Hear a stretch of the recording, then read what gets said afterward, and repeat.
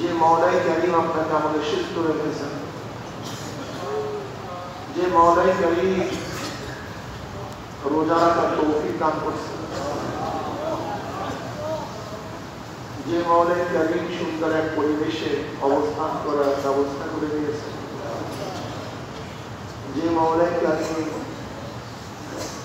ইবাদত করার মতো মন মস্তিষ্কটা আপনার মধ্যে পয়দা করেছেন, আমার মধ্যে পয়দা করেছেন। আমার সুন্দর আল্লাহ ওয়ালাদের মজলিসে কিছু সময় ব্যয় করে তৌফিক দান করছেন।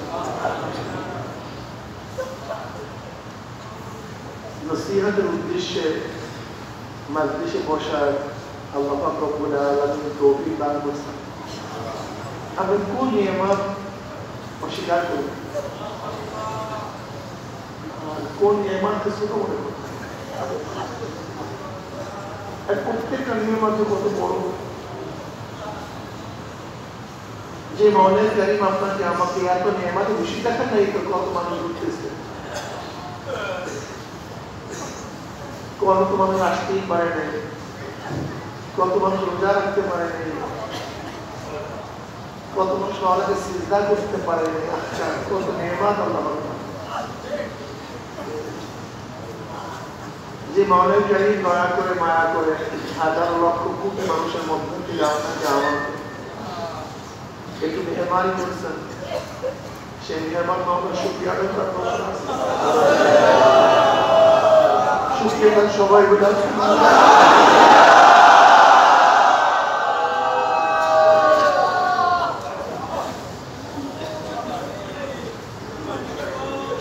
দেখেন, দুনিয়া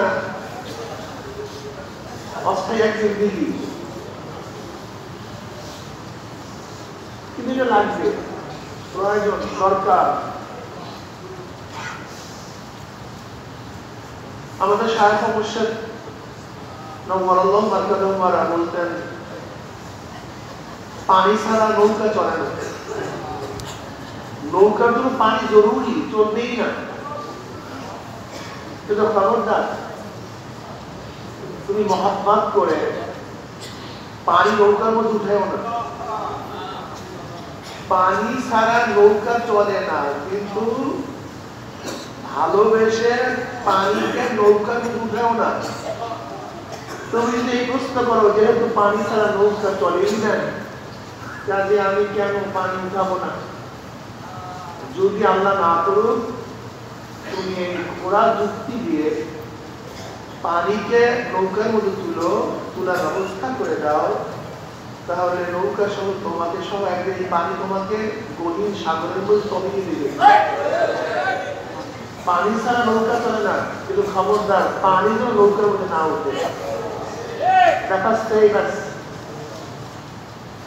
দুনিয়া ছাড়া আখিরাত পাওয়া যায় না। দুনিয়ায় আখিরাত কামাই জায়গা, আর দুনিয়া মাজরাতুল আখিরাত।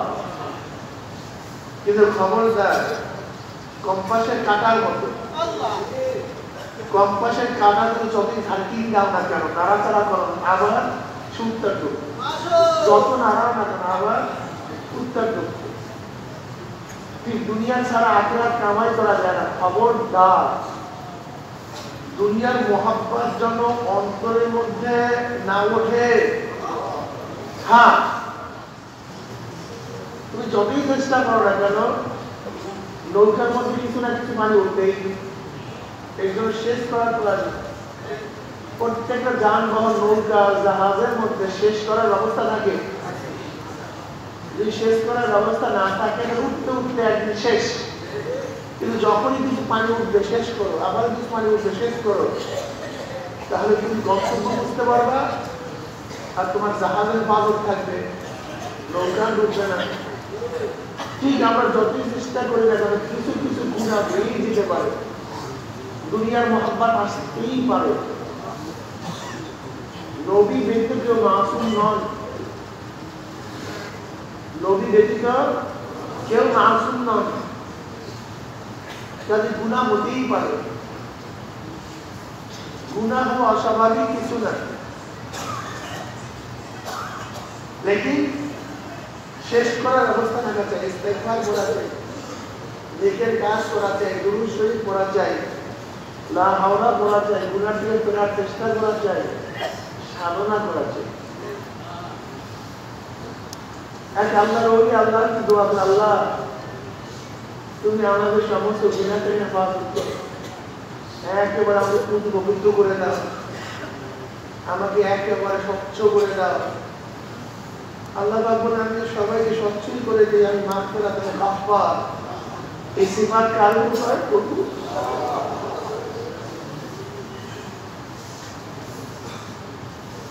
আমি গাফফার, এই গুণ আমি কার উপর করব? আল্লাহ বলেন খেলা আমি জানি না, সব কিছু স্রষ্টা তো আল্লাহ, সব কিছু স্রষ্টা আল্লাহ।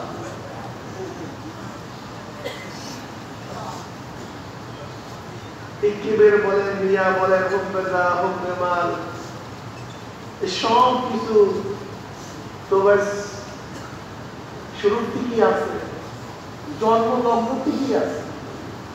এই এরকম আমি অর্জন করছি, কিবর আমি অর্জন করি, এটা আমার জন্মগত। রিয়া এটা আমি অর্জন করে আমার জন্মগত। হাসাদ এটা আমি এরকম না, আমি বড় হওয়ার পরে হাসাদ শিখছি, আমি বড় হওয়ার পরে কিবর শিখছি, আমি বড় হওয়ার পরে রিয়া শিখছি। ব্যাপারটা আমি বড় হওয়ার পর লোভ শিখছি, ব্যাপারটা এরকম না। এত কঠিন মাসালা যা চিন্তা করতে পারবো না, কত কঠিন মাসালা। এই সব কিছু কিন্তু আমার জন্মগত, এই কিবর আমার জন্মগত, হাসাদ আমার জন্মগত, লোভ আমার জন্মগত। বিশ্বাস না না দেখেন, দুইটা বাচ্চা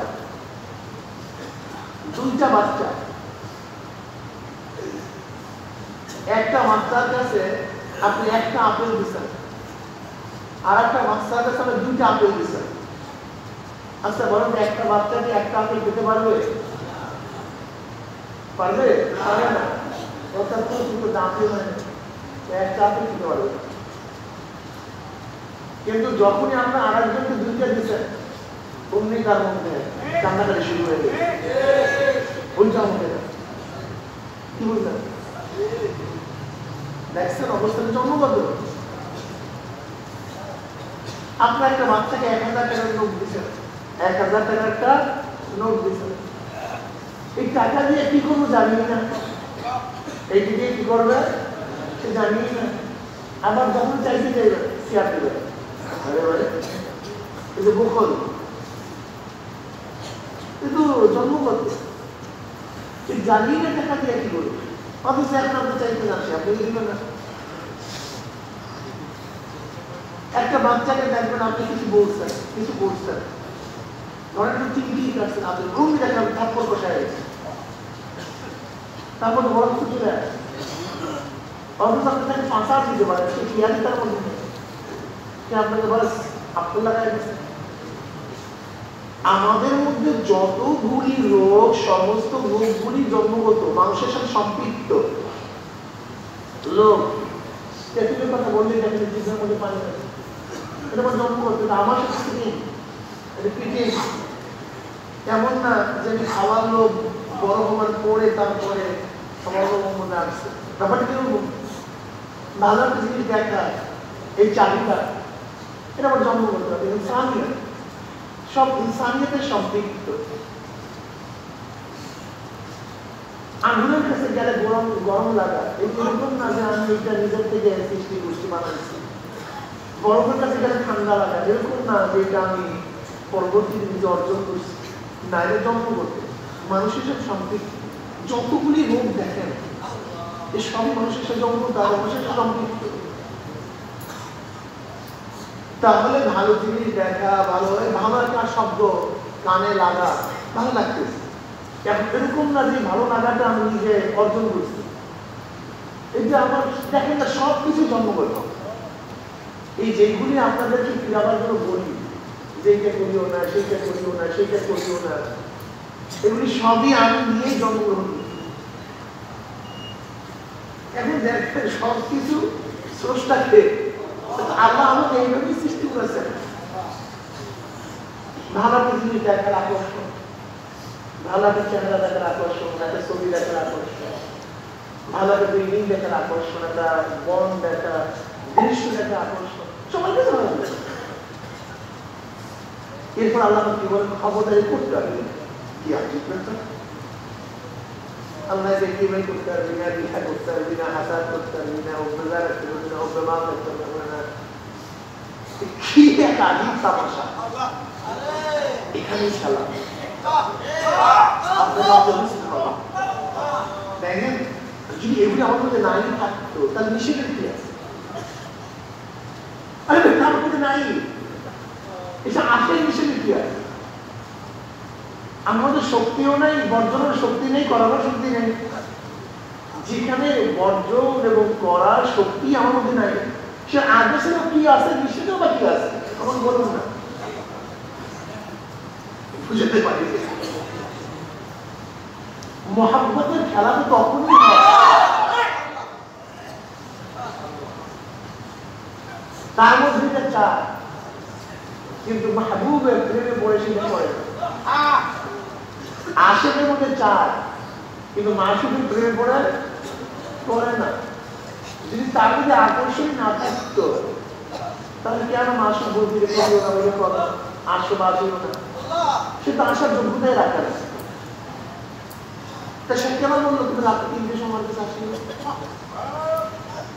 অথচ জানে সে আসার যোগ্যতাই রাখে। তুমি আমার সাথে কথা বলিও, অথচ জানে সে কথা বলার যোগ্যতাই রাখে না। তুমি আমাকে দেখিও, অথচ সে জানে সে অঙ্গ, সে দেখারই শক্তি রাখে না। এখন আপনি বলেন, যদি একজন প্রমাস কর তার দিদিকে বলে তুমি আমাকে দেখিও, মজা মজা দেখিও, অথচ অঙ্গ, সে হুকুমটা করবে কেন? তুমি আমার কথা খুব গভীর শুনিও, অথচ জানছি বহেরা, এগুলো করবে কেন?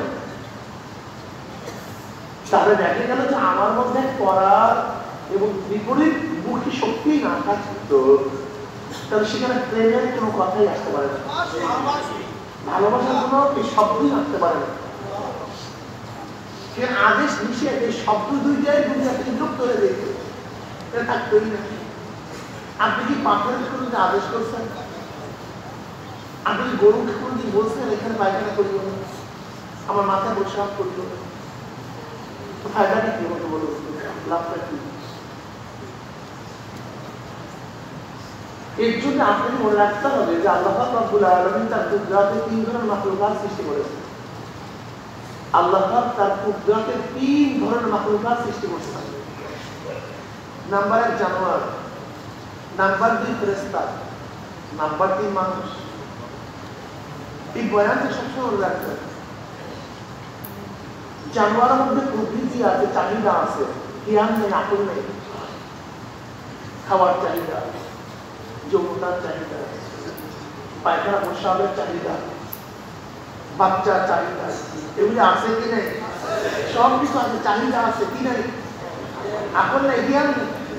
কোন জায়গায় পায়খানা করা উচিত, প্রস্রাব করা উচিত, কি খাওয়া উচিত, কি না খাওয়া উচিত, কোন জায়গায় তার শরীরের এই চাহিদা প্রয়োগ করা উচিত, এটা বাজার না ঘাট, এটা আমার মা না আমার মেয়ে, এটা রাস্তা নাকি নির্জনতা, এটি আমার মালিকের নাকি হারাম অন্য কোনো ব্যক্তি, এই চিন্তা আমার তার মধ্যে নাই, একেবারেই নেই। চাহিদা আছে, প্রচুর চাহিদা। দেখেন আমাদের চাহিদা এবং জানোয়ারের চাহিদা কোনো পার্থক্য নেই, সব কিছু তাদেরও আছে। দেখেন তো আমরা চক্ষু একটু বুঝি আছে, সব কিছু চাহিদা তাদের মধ্যে আছে, আমাদের মধ্যেও আছে, ঠিক না? কিন্তু নাই জ্ঞান, আকল নেই। কোন গরু, কোন জানোয়ারের আকল নেই, জ্ঞান নেই। আল্লাহ ফেরেশতা বানাইছে, তার প্রচুর জ্ঞান, প্রচুর জ্ঞান আছে, জ্ঞানের কোনো অভাব নেই, যথেষ্ট পরিমাণ জ্ঞান আল্লাহ ফেরেশতাদের রাখবে, অনেক আকল, অনেক জ্ঞান, কিন্তু চাহিদা নেই, কোনো চাহিদা নেই। সুন্দর মেয়েদের দিকে তাকাবার কোনো আকর্ষণ কাদের মধ্যে নেই, আল্লাহ এখন তৈরি করে দেবে। ভালো খাওয়ার কোনো আকর্ষণ তাদের মধ্যে, পায়খানা প্রসারের কোনো আকর্ষণ তাদের মধ্যে, বিল্ডিং বেনাবার কোনো চিন্তা ভাবনা তাদের মধ্যে নেই, আছে শুধু জ্ঞান। নাই চাহিদা। উভয় সমন্বয় মানুষ কি আছে, উভয় সমন্বয় কি কঠিন ভাষা, উভয় সমন্বয় মানুষ চাহিদা আছে কথা বলেন না, হ্যাঁ খাওয়ার চাহিদা, আবার হালাল না হারাম, বৈধ কি অবৈধ, ওটা সুদের ঘুষের, চুরি না ডাকাতি, শুরু হয়ে গেছে। খানার সামনে হাজার মশালা চলে আসে, খানার সামনে হাজার প্রশ্ন, হাজার কথা, হাজার বক্তব্য, কি করি কি করি শুরু হয়ে গেছে। কিন্তু গরুর সঙ্গে খানা আসছে, কিন্তু এই প্রশ্নগুলি একটাও ছিল না।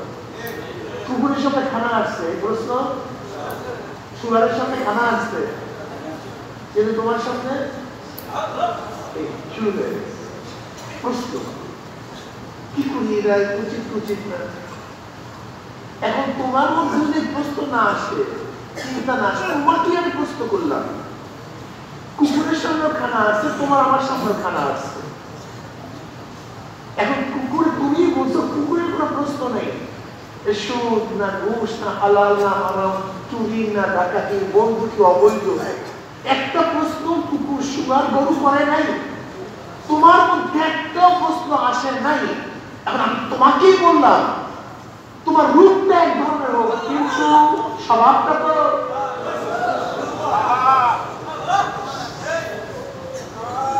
ভুল বললাম ভাই, আপনাকে বলেন। যেমন শুয়ারের চেহারা এক ধরনের, কুকুরের চেহারা এক ধরনের, গরুর চেহারা, হাতির চেহারা, চেহারা বলে বিভিন্নতা আছে, জানোয়ারের মধ্যে আছে, ঠিক তোমার এক ধরনের চেহারা, কিন্তু সবার চরিত্র তো হুবাহু। আমাকে বলুন, আমি ভুল বললাম কি না? একই হুবাহু।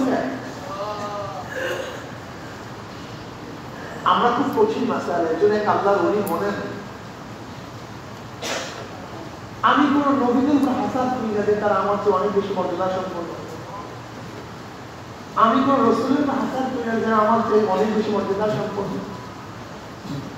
আমি কোন শহীদের উপর হাসাদ করি না যে আমার চেয়ে অনেক বেশি মর্যাদা সম্পন্ন, আমি কোন ওলির উপর হাসাদ করি না যে আমার চেয়ে অনেক বেশি আবেশ, অনেক সলে, আমি তার উপরে হাসাদ করি, ইফতা করি, হিংসা করি, সে জন্মগ্রহণ করে নেই।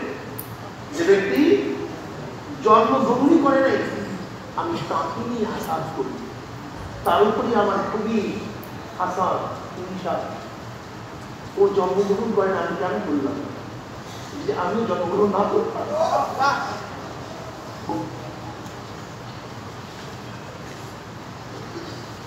পরীক্ষা করতাম, যে জন্মগ্রহণ করেনি, আমার হাসাদ আমার হিংসা তার প্রতি, যে ব্যক্তি জন্মগ্রহণ করছে, অলি হয়ে গেছে, তার উপরে আমাকে হাসাদ করে। আসলে এত কঠিন মাসালার মধ্যে আল্লাহ আমাদের ফেলাইছেন যা চিন্তাও করা যায় না, অনেক কঠিন অবস্থা, অনেক কঠিন মাসালা।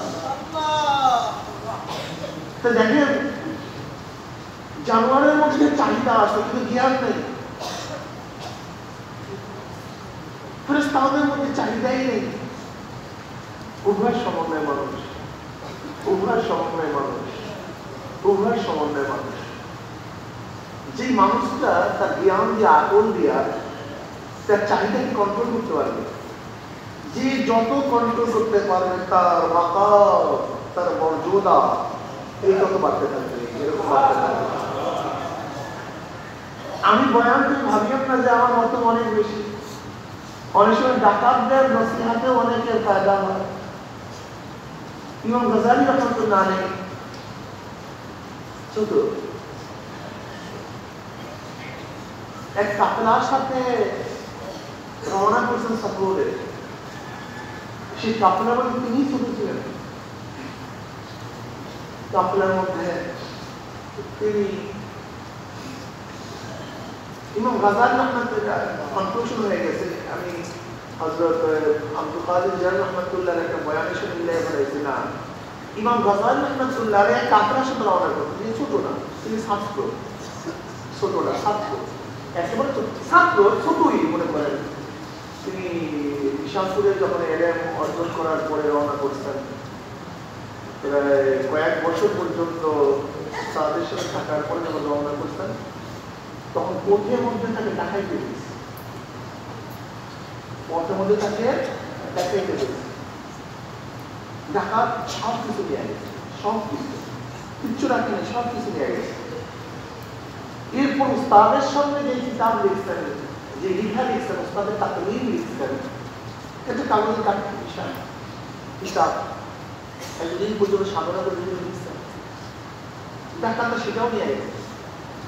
ইমাম গাজ্জালী রাহমাতুল্লাহ আলাইহি বলেন, মুহাম্মদ ইবনে আহমদ ইবনে মুহাম্মদ, ওনার বাপ, ওনার নিজের নাম মুহাম্মদ, মুহাম্মদ ইবনে মুহাম্মদ ইবনে মুহাম্মদ ইবনে আহমদ, ওনার নিজের নাম মুহাম্মদ, বাবার নাম মুহাম্মদ, দাদার নাম মুহাম্মদ, পরদাদার নাম আহমদ। তারপরে মাত্র 50 বছর বয়সে দুনিয়া থেকে বিদায় হয়েছে ইমাম গাজ্জালী। 50 বছর বয়সে, মাত্র 50 বছর বয়সে দুনিয়া থেকে বিদায় হয়ে গেছে এই সাধক, এই দার্শনিক।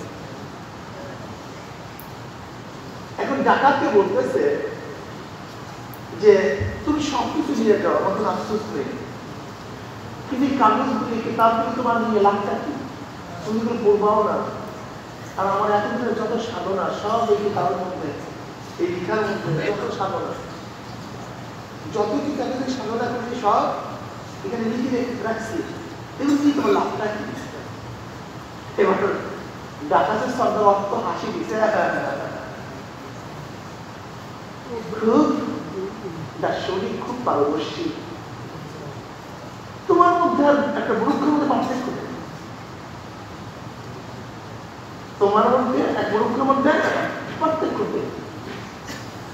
যেরকম কিতাব আছে লাইব্রেরির মধ্যে বৃক্ষ শিখে না, তোমারও কিতাব ওই গাছের মধ্যে তুমি শিখে নাই, তোমার মধ্যে আর বৃক্ষের মধ্যে পার্থক্য নেই, একই তো। নিজেকে খুব জ্ঞানী দাবি করতেছে, কথা লাগছে, আর কিছু না, না তোমার এটা কি? ইমাম গাজ্জালী রাহমাতুল্লাহ চিন্তা করছেন, আসলে তো কথা লাইব্রেরির মধ্যে কিতাবের অভাব নেই, কিন্তু আমি কি শিখলাম? একটা ডাকাতের নসিহত তার মধ্যে লাগছে। এরপরে 3 বছরের মধ্যে যত কিতাব তিনি লিখছেন সমস্ত কিতাব মুখস্থ করে ফেলেছে। নসিহত করছিল কে? লাগছে তার মধ্যে, হতে পারে। এরকম বহু ডাকাতের ইতিহাস আছে, তাদের এই ঘটনার কারণে, তাদের নসিহতের কারণে মনে শিখছে।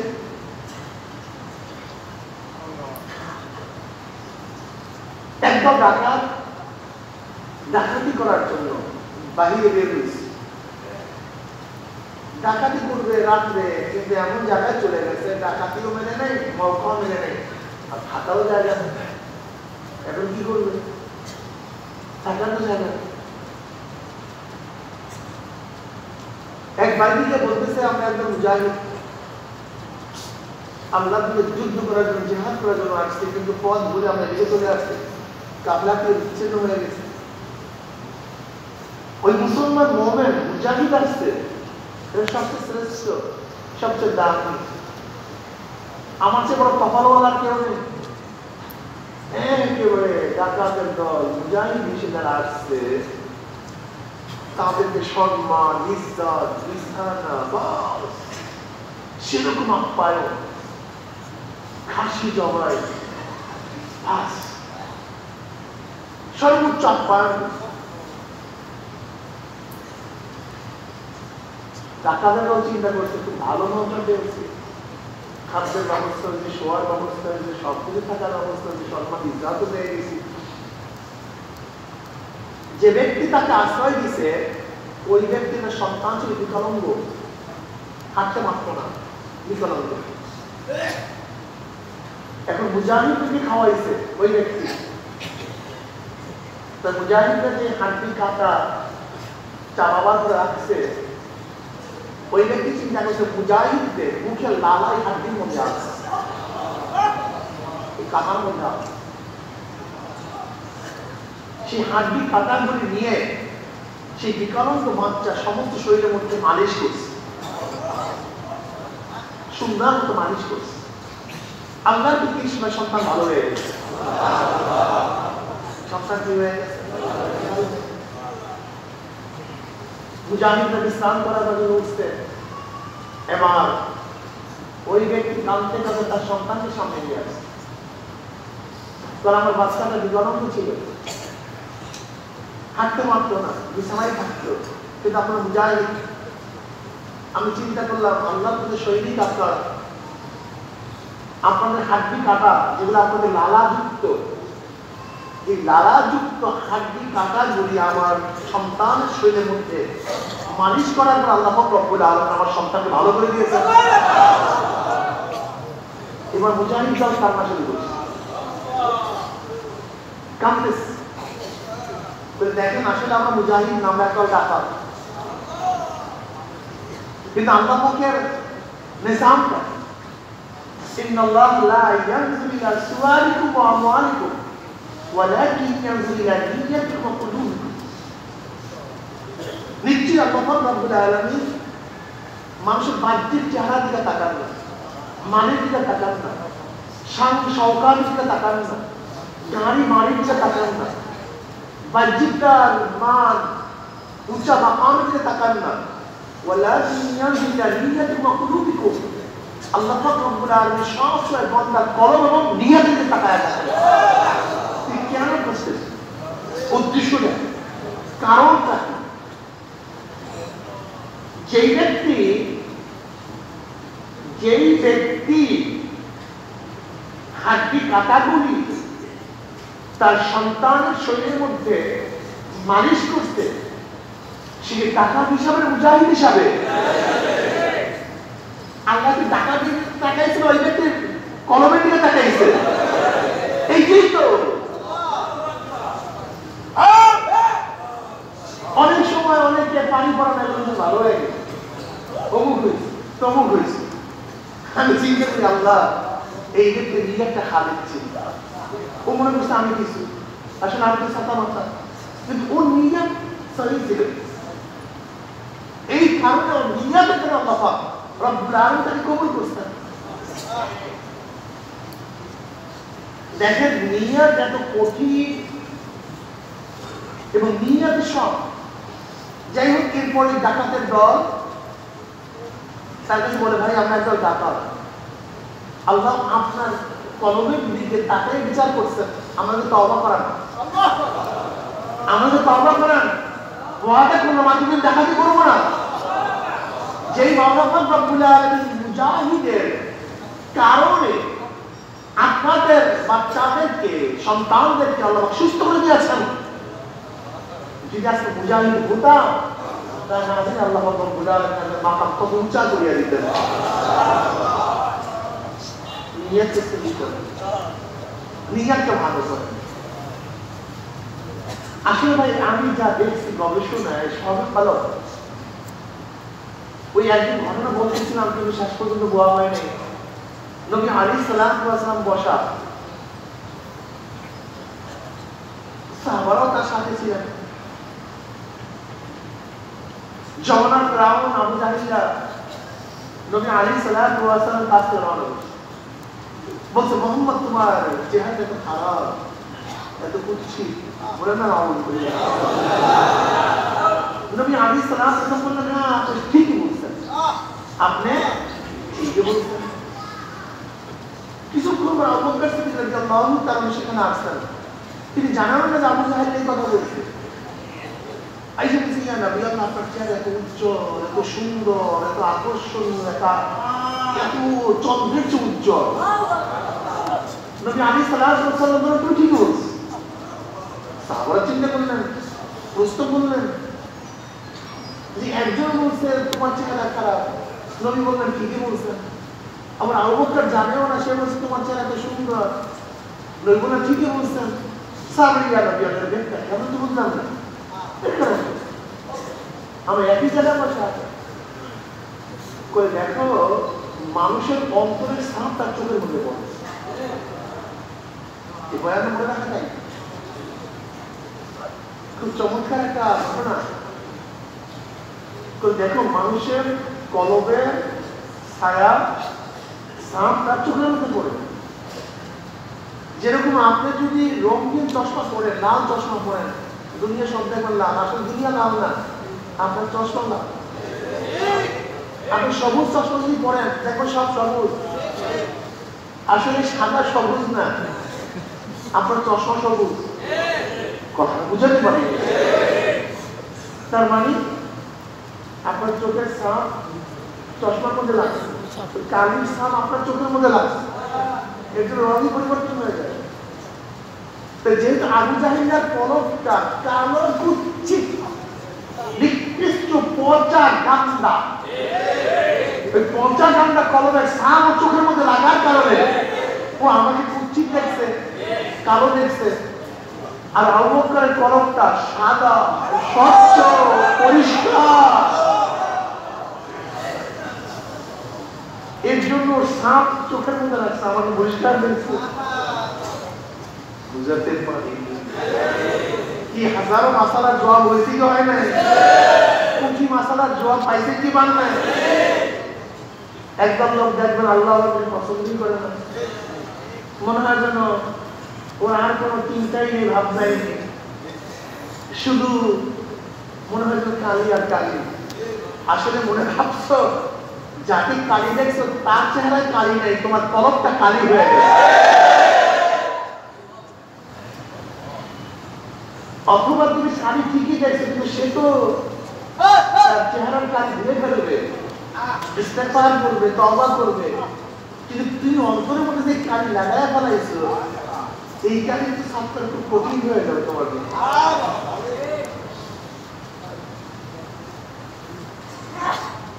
তিনজন ব্যক্তি একই সাথে রওনা করছে আল্লাহর ওলির দরবারে। ইবনে সাক্কার, আব্দুল কাদের জিলানী রাহমাতুল্লাহ আলাইহি, আর একজন ব্যক্তি, তিনজন এক নাম পড়া বুজুর্গের কাছে দেখা করার জন্য সোহবাত উঠাবার জন্য রওনা করছে।